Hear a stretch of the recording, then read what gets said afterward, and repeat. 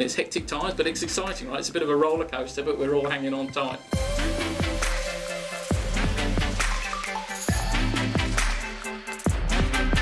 Hello and welcome to Paydirt TV. I'm Dominic Piper. Today I'm joined by Lunnon Metals Managing Director, Ed Ainscough. Ed, thanks for coming in. Pleasure, always, Dominic.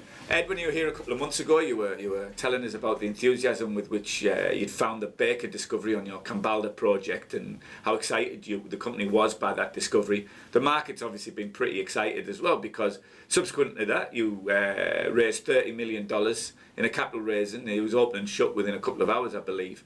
I mean, that really shows that the investment community is taking an interest in this project. Look, yeah, it's been, I think I saw you in the end of February. It's been a pretty busy couple of months since then. The capital raising was very well received. Brought on Tribeca as a fund. They've become substantial, which is good for us. Yeah, really well received. And obviously at the same time, which helps, we announced the acquisition of the rights at Fisher and Silver Lake, two more nickel mines that missed the last nickel boom, that got sold with the gold, as we say. So we did that deal with our major shareholder, Goldfields, and announced that as we came. We announced that and then did the capital raise and came out of the capital raise a couple of days later. So been a really busy couple of months. But yeah, the market's really sharing the enthusiasm for Baker, and obviously, I think the enthusiasm for being in the Kambalda district, a well-known, obviously significantly endowed belt. Explain to me again, why are these nickel assets, why are these historical mines being left? You know, we've seen plenty of companies, Mincor, IGO, Panoramic, develop huge businesses off the back of that last nickel boom. Yep. Why were these projects left behind? Well, look, I say it a lot, but the simple fact is they got sold with the gold. So when WMC was exiting its nickel mine ownership at the end of the 1990s, early 2000s, and sold mines to Mincor, Independence, Panoramic, they sold their gold business at the same time to Goldfields. That was Goldfields' first entry into Australia.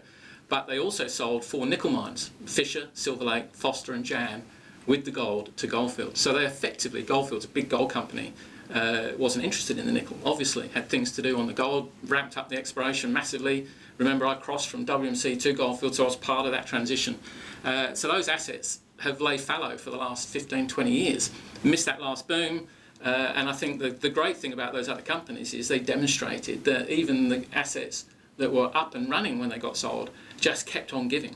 So these 4 assets missed that last boom. They've had no exploration for 20 or 30 years, and there's no geological reason why they shouldn't keep giving, just as those other assets gave for the junior ASX companies at the time. And they were juniors at the time, and they've built businesses on the back of those acquisitions. So you know, Baker and our success at Warren, we think, is early indications that our assets are able to do the same thing. You had that initial success with Baker, but it could be quite tricky to follow up with a second success. Yeah. But then the early drilling at Warren looks like you're sort of coming up trumps again. Look, we're pretty simple folk at Lunnon, and we like to keep the story simple. So Baker we found inside WMC's drilling, broad space drilling, and we've taken that philosophy and we've applied it at Warren, and we're having a similar success at Warren. So the last drill results, we had a downhole EM plate that we've been drilling quite aggressively, getting great copper, cobalt, palladium, platinum credits, plus we're getting 3% nickel. So what's not to love about Warren? So, you know, we've demonstrated it at Baker. That resource will come out next month, hopefully. Initial resource. We're having similar success at Warren.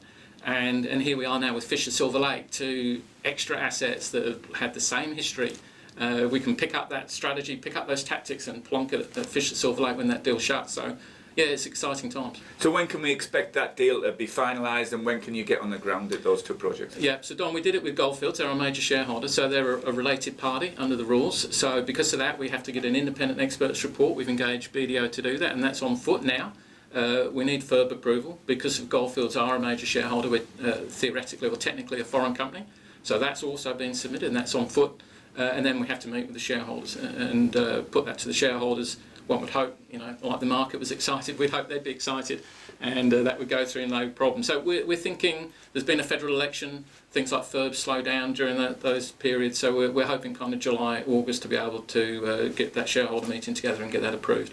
Now, as well as your own drilling, obviously you've got a wealth of historical data that you can go through, and you've already been able to put some numbers together from that historical core. Can you tell us about 75C? Yeah, that's right. Oh, forget about that. So we've got 350 kilometres of old WMC core at Foster Jan, and we have this thing called the Historical Core Program. And the effort there is to grow our resource independent of our own drill bit activities.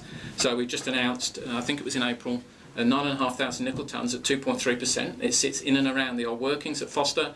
It's immediately adjacent to our existing resource that's called 85H, which is over 16,000 nickel tonnes. So it's actually low-hanging fruit. It will all come into our thinking and our consideration when we look at a redevelopment of Foster. So we'll keep that program going. It's been very successful, accessing that old core. It's all stored at Kambalda in the old core yard at Kambalda. It's a huge core yard. The guy that runs our site manager job used to run that core yard for WMC and then Goldfields. So we know it pretty well, and it's an easy low-hanging fruit exercise to just kind of keep plucking away at that, adding to our success at Baker and Warren.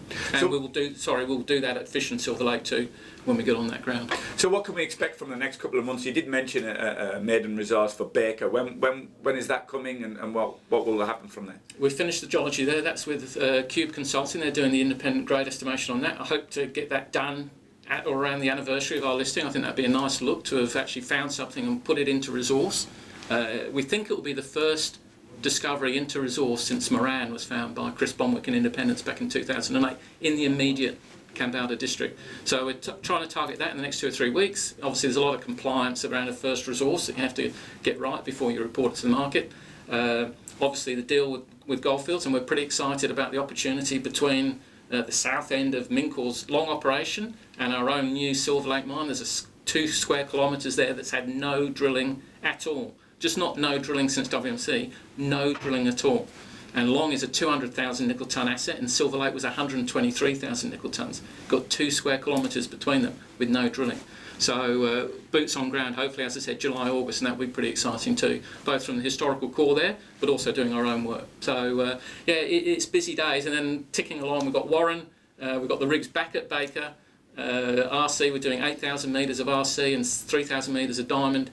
So it's pretty full on. It's hectic times, but it's exciting, right? It's a bit of a roller coaster, but we're all hanging on tight.